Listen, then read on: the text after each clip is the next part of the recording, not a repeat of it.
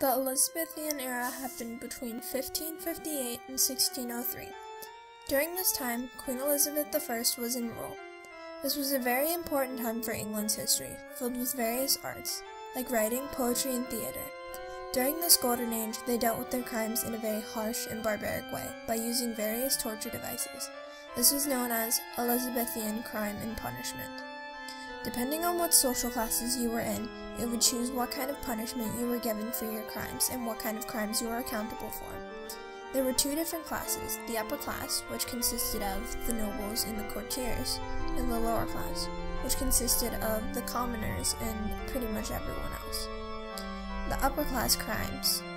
The upper class crimes consisted of alchemy, blasphemy, high treason, murder, sedition, spying, and witchcraft.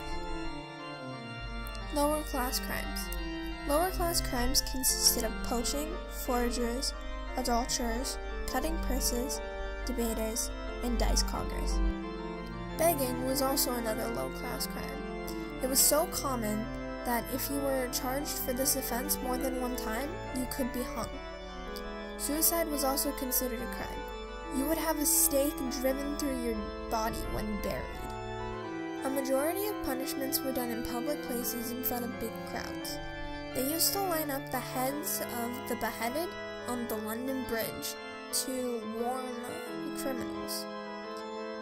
There are also many different methods of tortures, like beating, bone breaking, boiling, cutting, disfigurement, roasting, genital mutilation, ripping out teeth and nails, starvation, and many, many more. They also had many devices of torture. Instruments to do the job when they couldn't do it by hand. Stocks and pillories. These were used for minor offenders. For example, prostitution, not attending church, fortune-telling, and drunkenness. A lot of the regular attenders were shop owners who had been unloyal or cheated their customers.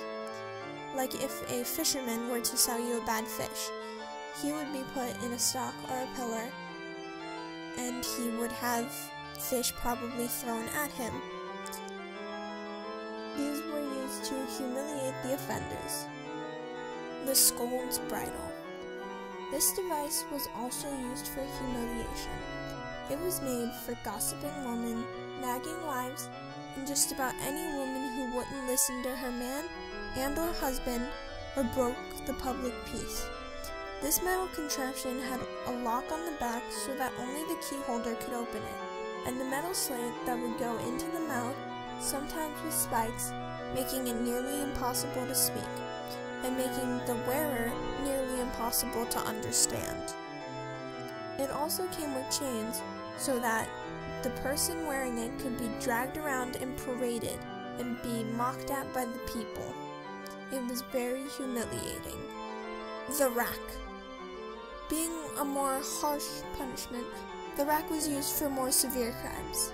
Being one of the most painful ways of torture, it slowly strained your body and broke your bones.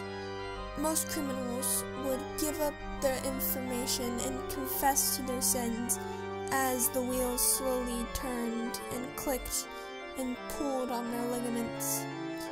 The rack also sometimes had spikes and fire added to it to increase pain levels, so it wasn't a very enjoyable time.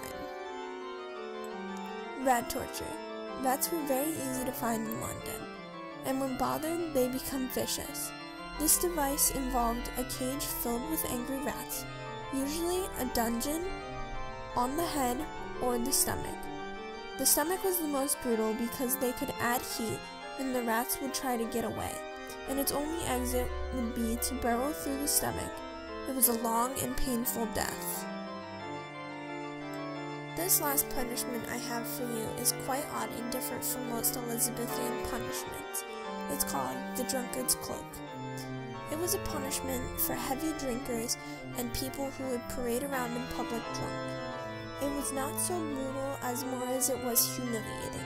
This punishment involved taking a cask or an empty barrel that used to hold alcohol, removing one end of it, and adding holes to where your arms and head would go.